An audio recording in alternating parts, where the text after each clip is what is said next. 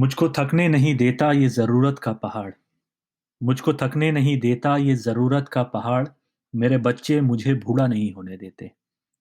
नमस्कार दोस्तों, मैं सौरभ एक बार फिर से लेकर आ गया हूँ आपके सामने द अर्बन कवि का ये पॉडकास्ट, जहाँ पर हम बात करते हैं कविताओं के बारे में, नज़्मों के बारे में, गज़लों के बारे में।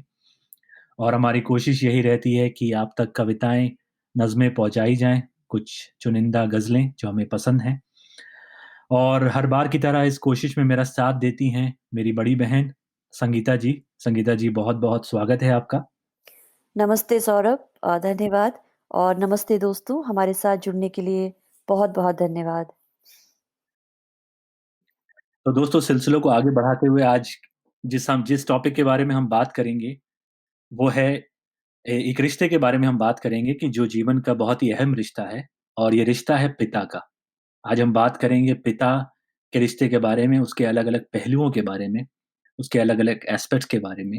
हमारा कैसे एक प्यार का, एक प्रेम का, एक स्नेह का, इज़्ज़त का और थोड़ी-सी नाराज़गी का कभी-कभी जो रिश्ता रहता है पिता से, उसके बारे में हम बात करेंगे। तो अपने सिलसिले को हम आगे बढ़ाते हैं। तो संगीता जी, सबसे पहले जब हम बात करते हैं पिता के बारे में, तो आपके ज़हन में क्या आता है?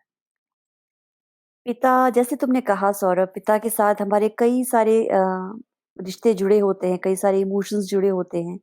कभी ज़िद का होता है, कहीं लड़ाई-झगड़े का होता है। पिता से अक्सर बच्चों को नाराज़गी रहती है कि पिता बहुत स्ट्रिक्ट थे, वहाँ पापा ने बहुत मारा।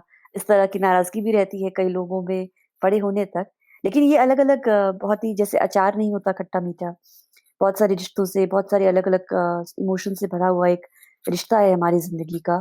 तो जब भी सुनती हूँ ये नाम तो ऑब्वियसली अपने पापा की याद आती है और उनके साथ जो एक दोस्ती का रिश्ता था मेरा, वो याद आता है। बिल्कुल, बहुत अच्छी बात कही आपने। और हर रिश्ते की तरह इस रिश्ते के भी अलग-अलग रंग हैं। लेकिन ये जो रंग हैं, और आज हमारी कोशिश ये है कि जो कविताएँ हमने चुनी हैं आपके लिए, आपके साथ शेयर करने के लिए, उसके थ्रू इस रिश्ते के अलग-अलग पहलू नज़र आएँ, अलग-अलग रंग निकल के आएँ। और कोशिश हमारी यही कि सिर्फ एक रंग सामने ना आए, या एक एक एक तरीके से, एक चश्मे से हम उस रिश्ते को ना देखें। तो आज हम शुरुआत जिस कविता से कर रहे हैं, उसके बारे में आप कुछ बताना चाहेंगी संगीता जी? हाँ, ज़रूर। तो मैं आज शुरुआत करूँगी एक नज़्म से निदा फ़ाज़ली साहब की। और ये इस नज़्म का नाम है तुम्हारी कब्र पर। और इस नज़्म की ख़ास बात ये है कि ऐसा सुनने में आया है, मतलब मैं भरोसे के साथ नहीं कह सकती, पर ऐसा सुना है कि निदा फ़ाज़ली साहब के जो फ़ादर थे, उनकी जब मौत हो गई थी, तो लाहौर में वो उस वक़्त उनके फ़ादर थे। और निदा फ़ाज़ली साहब किसी कारणवश वहाँ जा नहीं पाए थे। शायद वीज़ा की दिक्कतों के कारण। तो अ, वो जो ना जान पाने की मजबूरी है, पिता हमसे दूर हैं और गुज़र गए हैं, और उसके साथ इतने सारे दुःख जुड़े हुए हैं, उस पूरी चीज़ को समेटते हुए ये मुझे लगता है नज़्म उन्होंने शायद लिखी होगी। और ये नज़्म जब मैं तुम्हारे साथ शेयर करूँगी तो ये बात और खुल के ज़ाहिर होगी। अ, तो मैं शुरुआत करती हूँ नज़्म की। बिल्कुल, बिल्कुल। अ, और इससे पहले कि आप शुरुआत करें, मैं सिर्फ़ बताना चाहूँगा कि इसमें एक शब्द आएगा फ़ातहा। फ़ातहा कहते हैं जो कब्र पर जो टेक्स्ट पढ़ा जाता है इस्लाम धर्म के अनुसार, उसको फ़ातहा कहते हैं। और उसको ध्यान में रखते हुए अब आप बिल्कुल अपनी ग़ज़ल शुरुआत करिए। हाँ, बिल्कुल। तो उसका नज़्म का शीर्षक है तुम्हारी कब्र पर, और नज़्म लिखी है निदा फ़ाज़ली साहब ने। स्वागत है। तुम्हारी कब्र पर मैं फ़ातिहे पढ़ने नहीं आया। मुझे मालूम था तुम मर नहीं सकते। तुम्हारी मौत की सच्ची खबर जिसने उड़ाई थी, वो झूठा था। वो तुम कब थे? कोई सूखा हुआ पत्ता हवा में गिर के टूटा था। मेरी आँखें तुम्हारे मंज़रों में कैद हैं अब तक। मैं जो भी देखता हूँ, सोचता हूँ, वो वही है जो तुम्हारी नेकनामी और बदनामी की दुनिया थी। कहीं कुछ भी नहीं बदला। तुम्हारे हाथ मेरी उँगलियों में साँस लेते हैं। लिखने के लिए जब भी कागज़ कलम उठाता हूँ, तुम्हें बैठा हुआ मैं अपनी कुर्सी में पाता हूँ। बदन में मेरे जितना भी लहू है, वो तुम्हारी लफ्ज़ों नाकामियों के साथ बहता है। मेरी आवाज़ में छुपकर तुम्हारा ज़ेहन रहता है। मेरी बीमारियों में तुम, मेरी लाचारियों में तुम।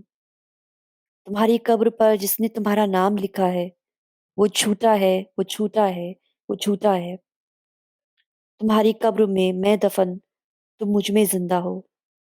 कभी फुर्सत मिले तो फातिहा पढ़ने चले आना। क्या बात है! बहुत ही खूबसूरत। बहुत ही मुझे मेरी बहुत ही पसंदीदा मतलब नज़्म है और जब मैंने पहली बार सुनी थी तो आँखों में आँसू ही आ गए थे मेरे सुनकर। और ये जो एक इमोशन उन्होंने कैप्चर किया है, ये जो हमारे इमोशन होता है कि जैसे-जैसे हम बड़े होते हैं तो हमें एहसास होता है कि बहुत कुछ हम अपने पेरेंट्स जैसे बनते जा रहे हैं।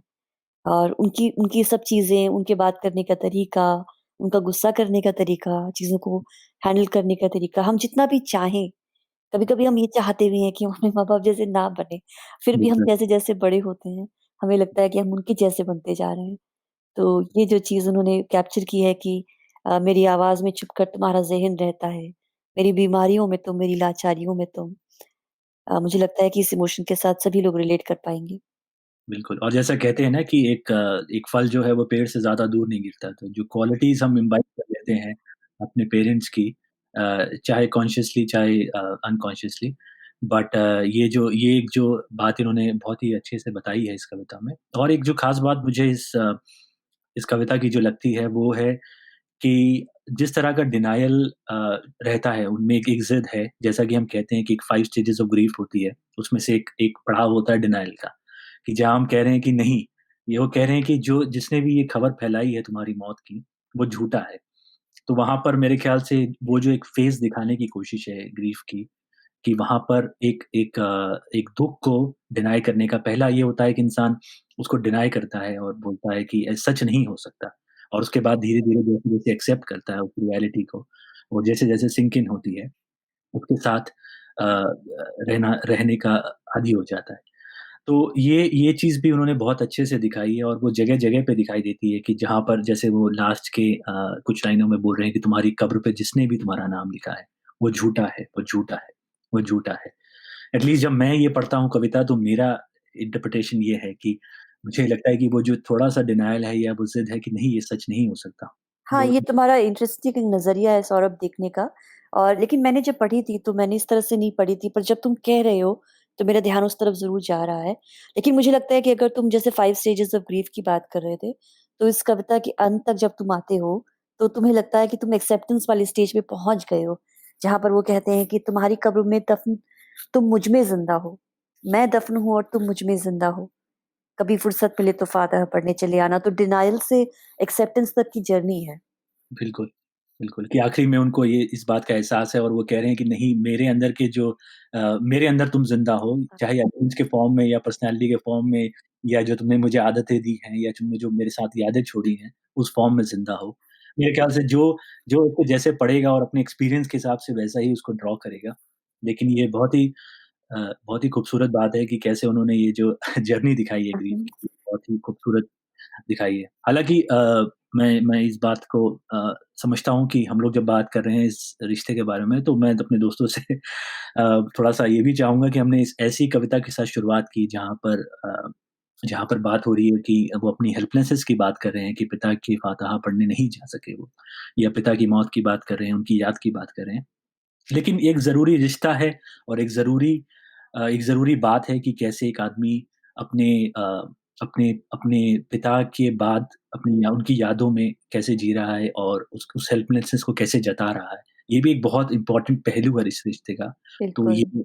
उभर के निकल के आना ये बहुत ज़रूरी है। और जैसा मैंने शुरुआत में कहा था कि हम हमारी कोशिश यही है कि अलग-अलग रंग इसके पेश करें।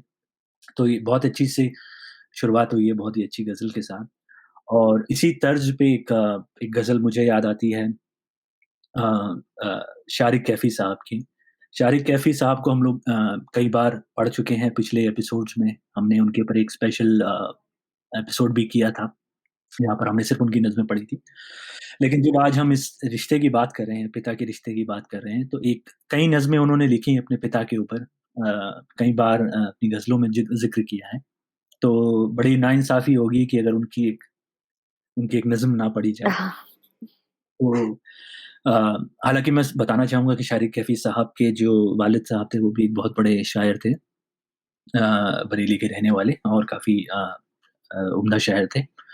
तो उन्होंने अपने जो हमारा एक रिश्ता होता है पिता के साथ, जैसा हमने शुरुआत में कहा कि थोड़ा-सा एक कहीं न कहीं लोगों को शिकायत रहती है अपने पिता से कि कि जो उन्होंने मेरे लिए किया या उनकी परवरिश में कहीं कोई कमी रह गई या जो मेरी इच्छाएँ थी वो पूरी नहीं हो सकी जिस तरह से मैंने चाहा था। वो जो ग्रज है, छोटा या बड़ा, उसके साथ जैसे हम जीते हैं, उस उस इमोशन को इस कविता में दर्शाने की कोशिश की गई है। तो इसका उन्वान है, इसका टाइटल है किसी के समझदार होने तलक। तो अगर आपकी इजाज़त हो तो मैं शुरू करूँ। हाँ, बिल्कुल। तो किसी के समझदार होने तलक, शारिक कैफ़ी। कब्र क्या ढूँढना, मिट गए होंगे उसके निशान, कहीं भी जलाकर लगा दो अगरबत्तियाँ, मुद्दतों बाद भी विर्द करते हुए सूरह फाता का वही गूंज कानों में है। तेरा बाप क्या रोज़ पीता है? उफ़! वो जो शर्मिंदगी का सबब हो, भला उससे कैसी मोहब्बत। और वैसे भी एक बच्चे की नफ़रत से सच्चा कोई और जज़्बा नहीं। दफ़्न के वक़्त भी तो मैं दिल में कहीं उनसे नाराज़ था, मगर आज खुद जब मैं उनकी उम्र में हूँ, जो पापा की शायद रही होगी तब, जब मैं रूठा था उनसे, मेरे दिल में एहसास-ए जुर्म और शर्मिंदगी के सिवा कुछ नहीं। बहुत खूब। आप सुन तो रहे हैं ना पापा? मुआफ़ी मुझे चाहिए। क्या ये मुमकिन है? फिर खुद से कहता हूँ, शायद नहीं। वो गए, कोई रुकता नहीं किसी के समझदार होने तलक। क्या बात है, बहुत अच्छे। सच की तह में उतरने के लायक गुनहगार होने तलक। बहुत अच्छे। सौरभ, मैं चाहूँगी तुम ये आखिरी जो 4 लाइनें हैं ये फिर से पढ़ो। बहुत ही खूब लाइन थी ये। तो मुआफ़ी मुझे चाहिए, क्या ये मुमकिन है? फिर खुद से कहता हूँ शायद नहीं। वो गए, कोई रुकता नहीं किसी के समझदार होने तलक। बहुत अच्छे। सच की तह में उतरने के लायक गुनहगार होने तलक। बहुत खूब, बहुत खूब। बहुत ही खूबसूरत तुमने नज़्म शेयर की। सौरभ, और हमें लगता है कि तुम और मैं मिलकर हम एक शारिक कैफ़ी फैन क्लब बना सकते हैं यहाँ इस पॉडकास्ट पे, छोटा-मोटा। बिल्कुल और जैसे हम लोग हर बात इस बात का इस बात का ज़िक्र होता है कि उनकी सिम्प्लिसिटी लिखना उनकी जो शायरी में सिम्प्लिसिटी लिख के आती है और इतनी सादगी में जो इतनी गहरी बात वो कह देते हैं। तो इस नज़्म से आपको ख़ास करके पता चलेगा कि एक ऐसे जज़्बात की बात कर रहे हैं जहाँ पे उनकी थोड़ी-सी नाराज़गी भी है पिता से और अब इस बात का उनको एहसास भी है, जहाँ पर वो बात कर रहे हैं कि अब मैं आपकी उम्र में हूँ, तब मैं समझ सकता हूँ कि किस मरहले से, किस दौर से आप गुज़रे होंगे लाइफ़ के, किस फ़ेज़ से आप गुज़रे होंगे या जो भी आपके एक तरह से हम जब बात करते हैं, हम अगर अपने पेरेंट्स को कोसना चाहें या बोलना चाहें कि ये ठीक नहीं था, वो ठीक नहीं था, तो वो बहुत आसान है। लेकिन हम जब उनकी ऐज में आते हैं और उस चीज़ों को समझते हैं कि जो उनकी मजबूरियाँ रही होंगी या फिर जो फ़ैसले उन्होंने लिए उस दौरान, वो किस हद तक सही थे और वो कितने ज़रूरी थे, ये चीज़ को हम बाद में समझ पाते हैं। उसको कहीं न कहीं ये ज़ाहिर करने की कोशिश है, इस नज़्म के द्वारा। बिल्कुल। और सौरभ, मुझे एक और बात लगती है कि जब हम छोटे होते हैं तो हम अपने माँ-बाप को जिस नज़र से देखते हैं, हम चाहते हैं कि वो हमेशा सही हों। और जब वो गलत होते हैं तो हम बर्दाश्त नहीं कर पाते उस चीज़ को। लेकिन जब हम बड़े होते हैं तब हमें समझ में आता है कि माँ-बाप तो आखिर इंसान ही थे और इंसान ही हैं, और उनसे ज़रूर ऐसा नहीं है कि माँ-बाप से गलतियाँ नहीं होती हैं। बहुत माँ-बाप ने बहुत सी गलतियाँ भी की होंगी। लेकिन उन्होंने लास्ट में जो बात कही ना, कौन रुकता है किसी के समझदार होने तलक, ये बात बिल्कुल मेरे दिल में जैसे मतलब तीर की तरह चुभ गई। इतना दुःख है इस बात में और इतनी मजबूरी है, इतना इतना ज़्यादा दर्द भरा हुआ है इन 2 लाइनों में। कौन रुकता है किसी के समझदार होने तलक। बिल्कुल, जहाँ पे वो बात कर रहे हैं कि हाँ, ये समझदारी तो बाद में आ जाती है, लेकिन जब आप अपने माँ-बाप को गँवा चुके हैं और इसके बाद ही इस बात का एहसास होता है। इतनी मैच्योरिटी कह सकते हैं कि तब तक आती है और तब तक वो जा चुके होते हैं।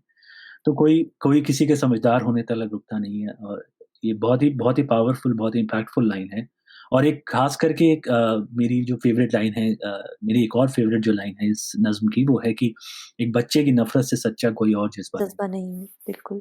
तो ये भी बहुत ही खूबसूरत लाइन है जहाँ पर वो कह रहे हैं कि एक एक एक जो बच्चा जब नफ़रत करता है किसी से तो उससे सच्चा और उससे जो ऑनेस्ट जज़्बा है बिल्कुल नहीं आता। अच्छा, ऑनेस्ट तुम एक बात नोट करो सौरभ, इस पूरी जो नज़्म तुमने हमारे साथ शेयर की, इस पूरी नज़्म में उन्होंने जो है पूरी ज़िंदगी का जो ड्रामा है, वो उन्होंने उतार दिया इतनी छोटी-सी नज़्म में कि बच्चा नाराज़ है पिता से और बड़ा हो गया और उसे जब एहसास होता है या रिफ्लेक्ट करता है कि शायद मेरी नाराज़गी जायज़ भी थी मगर मेरे पापा भी जो पापा थे।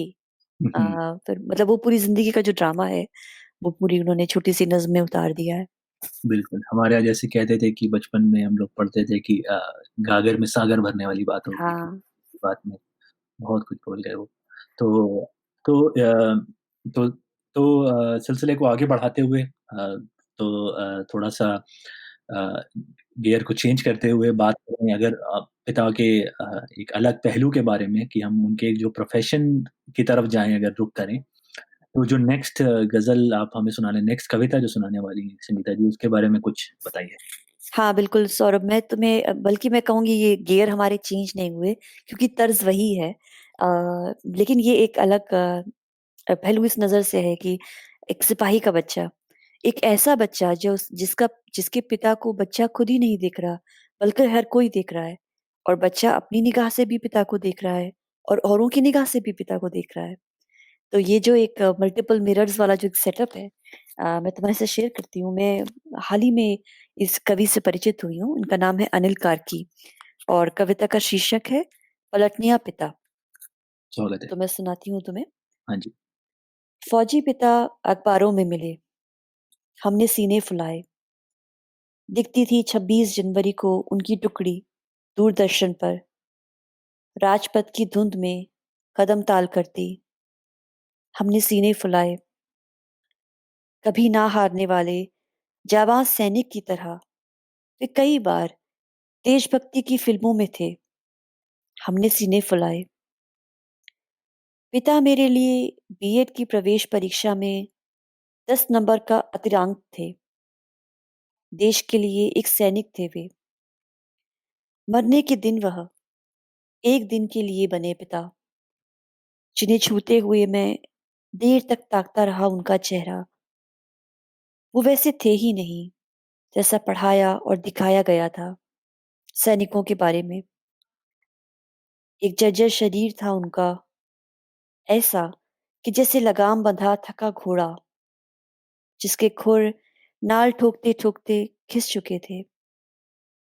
उनके मुंह से बहता हुआ झाग मृत्यु के वक्त भी देश की बात करता था। वही देश जिसके पास पिता छोड़ आए थे जवानी के सबसे खूबसूरत दिन। नसों में बहता गर्म खून, जिस देश को मैंने समाचार चैनलों व अखबारों में पढ़ा था, उसी देश को सुना था पिता ने अपने अधिकारियों के मुंह से। मैं पिता को देखते हुए इतना ही समझ पाया देश के बारे में कि पिता ने अपने अधिकारियों को देखकर फुलाया था सीना, मैंने उन्हें देखकर। वाह! क्या बात है। काफी मतलब ये कॉम्प्लिकेटेड कविता है सौरभ मेरी नजर में, बिल्कुल। क्योंकि कई तरह के जो जज्बात हैं उनको समेटती हुई है ये हुँ, हुँ। और उसमें रिफ्लेक्ट करने के लिए एक्चुअली काफी कुछ है अगर हम सोचें तो। बिल्कुल। जहाँ पर वो एक बात कर रहे हैं कि पिता को जो है अधिकारियों की नज़र से ये देखते रहे और 26 जनवरी परेड की नज़र से देखते रहे और पिता की तरह से ना देखना भी कितनी बड़ी व्यथा की बात है।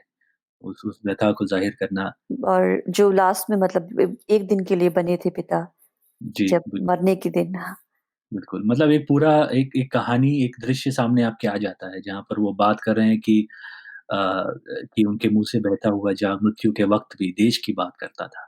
तो एक सैनिक पिता की अ, जब हम बात करते हैं कि वो देश का पहले है, एक सैनिक जो है वो देश के लिए है लेकिन हम कहीं अगर उनकी फैमिलीज़ के बारे में नहीं सोचते हैं, हालाँकि एग्ज़ैक्टली वो इमोशन नहीं है जो किया गया है, एक एक एक बेटा अपने पिता को कैसे देख रहा है, उस नज़रिए से देखा है। लेकिन हम अगर इसका ब्रॉडर पिक्चर लें, इसके बारे में इसका जो बड़ा पॉइंट है वहाँ पर ये भी देखें कि बिल्कुल। यहाँ से अगर हम उसको थोड़ा-सा जनरलाइज़ भी करें कि हम एक प्रोफ़ेशन की नज़र से भी देखते हैं अपने पिताओं को और एक पिता की तरह नहीं देखते हैं और जब देखते हैं जैसे यहाँ पर बात हो रही है कि एक दिन के लिए उन्होंने देखा और किस तरह का एक ऐसा इमेज बन गई हमारे दिमाग में।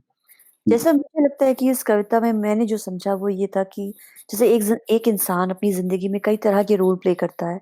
तो हमारे पापा भी जैसे होते हैं, तो वो सिर्फ़ हमारे पापा नहीं होते। पापा शॉपकीपर भी होते हैं, शायद दुकानदार भी होते हैं, बिज़नेस भी करते हैं। लेकिन जब एक रोल जो होता है ज़िंदगी में जैसे सैनिक का रोल है, तो अब वो रोल ऐसा रोल है जो ज़िंदगी के जो बाकी सारे रोल्स हैं उनके ऊपर हावी है और वो सैनिक पहले और बाकी पिता बाद में हैं। और वो सैनिक और हर चीज़ जो है उनके आस-पास समाज उनको बता रहा है कि तुम्हारे पापा सैनिक हैं, तुम्हारे पापा देश के हैं। तो बच्चा भी उसी लेंस के ज़रिए उनको देख रहा है। बिल्कुल, बिल्कुल तो सही कहा आपने। मैंने इस तरह से उस चीज़ को समझा। बिल्कुल। म हाँ, बिल्कुल और मैं वही कह रहा हूँ कि ये जो एक व्यथा है इस चीज़ की कि एक सैनिक देश का पहले है और आपका पिता बाद में है। बिल्कुल। तो एक बच्चे के मन में इसका कितनी असमंजस की स्थिति है और हाँ, जब हाँ। तक आपको उसको एहसास होता है कि मैं हमेशा से उनको अधिकारी को की नज़र से देखता रहा और अपनी नज़र से पिता की नज़र से नहीं देखा। तो बहुत ही खूबसूरत ये कविता थी अनिल अनिल कारगी साहब की और बिल्कुल सही कहा आपने कि जैसा कि यहाँ पर गियर थोड़ी-सी चेंज नहीं हुई बल्कि पिता हुआ है हाँ, और पिता की जब हम इम्पोर्टेंस की बात कर रहे हैं या उनके प्रोफ़ेशन की बात कर रहे हैं, तो जो मैं अपनी अगली कविता सुनाने जा रहा हूँ, वो एक एक पिता के रोल के बारे में बात कर रही है कि पिता का जीवन में हमारा जो जो रोल है, वो क्या है? हुँ, हुँ। वो एग्ज़ैक्टली आपको कुछ कविताएँ होती हैं जो सीधा आपको प्लेट में परोस के चीज़ें नहीं देती हैं, थोड़ा सोचने का मौका देती हैं। और बहुत छोटी-सी ये नज़्म है जो मैं सुनाने जा रहा हूँ। लेकिन वो बात कर रही है कि कैसे एक एनालॉजी के तौर पर मैं ज़्यादा उसकी व्याख्या ना करते हुए हाँ, सीधा मैं ये शेयर करता हूँ, उसके बारे में फिर हम बात करेंगे। बिल्कुल। तो अगली जो कविता है, अगली जो नज़्म है उसका टाइटल है वालिद साहब की याद में। ये नज़्म है राशिद जमाल फारूकी साहब की और कुछ इस तरह से है कि ये तो सदियों का किस्सा था, ये तो सदियों का किस्सा था, यहाँ तो एक बड़ा-सा पेड़ हुआ करता था। जलती, तपती, भुनती और सुलगती रुत में, इसके नीचे, यहीं कहीं पर, एक जज़ीरा-सा आबाद रहा करता था। खुनुक-खुनुक साए में, हँसते-गाते, मुस्कुराते लोगों की एक बस्ती थी। यहाँ तो एक बड़ा-सा पेड़ हुआ करता था। यही धूप, जो आज यहाँ पर चीख रही है, पल भर सुस्ता लेने को तरसा करती थी। ये तो सदियों का किस्सा था, यहाँ तो एक बड़ा-सा पेड़ हुआ करता था। क्या बात है! बहुत अच्छे, बहुत खूब। बिल्कुल छोटी-सी नज़्म में उन्होंने कुछ चंद लाइनों में इस बात को बताया कि जो हमारे एक जीवन में पिता को पेड़ से कंपेयर करते हुए, इसकी एनालॉजी देते हुए कि आज कि उसके ना होने से अगर जो हमारे आँगन में एक पेड़ की तरह है वो, जो हमें छाँव भी देता था और जलती-तपती, भुनती सुलगती रूप से हमें बचाता भी था और उसके बाद आज जो नहीं है, तो आज कैसे धूप भी इतना ज़्यादा एक तरह से वो कर रही है अपने ऊपर अखर रही है या फिर बहुत जो सुस्ता लेने को तरसा करती थी।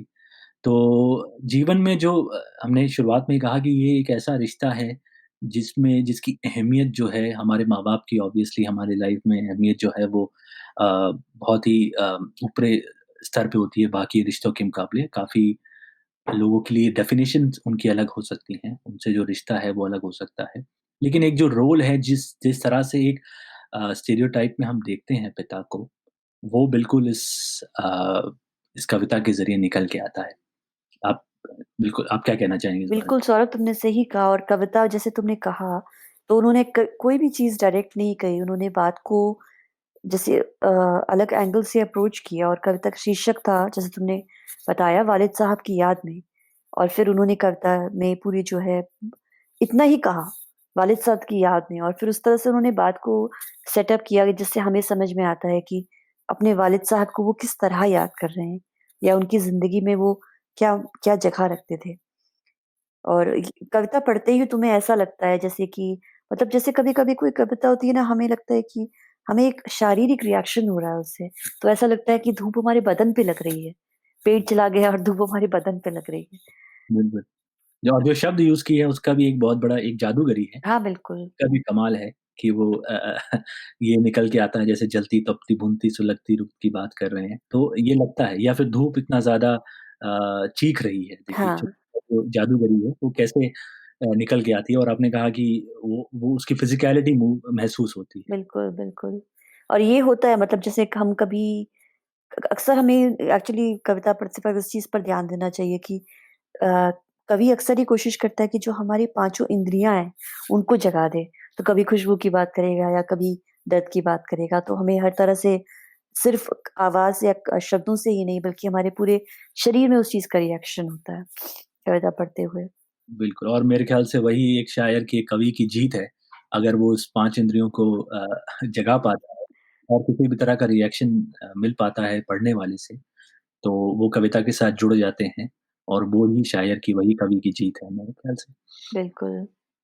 तो तो दोस्तों सिलसिले को यहाँ पर ख़त्म करते हुए आज उम्मीद करते हैं कि पिता के बारे में जो हमने बात की जिन जिन पहलुओं की बात की और जिन कविताओं के बारे में हमने बात की, वो आपको पसंद आई होंगी। और अगर आपकी हर बार की तरह हम आपसे यही रिक्वेस्ट करेंगे कि अगर आपकी कोई फ़ेवरेट कविता है, कुछ पढ़ के जो आपको महसूस हुआ कुछ अच्छा लगा, तो हमें ज़रूर बताइए, हम पढ़ना चाहेंगे। और संगीता जी आप कुछ कहना चाहेंगी? बस हमारे साथ जुड़ने के लिए बहुत-बहुत धन्यवाद दोस्तों। और बस मैं यही कहना चाहूँगी, सौरभ को तो गज़लें बहुत पसंद है, लेकिन आज हम गज़ल नहीं सुना पाए, नज़्मों की ही बात करते रहे। तो उम्मीद करते हैं आप अगले हफ्ते हमारे साथ जुड़ेंगे और न गज़लों और नज़्मों और कविताओं का ये सिलसिला यूँ ही चलता रहेगा। तो तब तक दोस्तों आप लोग सुनते रहिए, पढ़ते रहिए। नमस्कार। नमस्ते।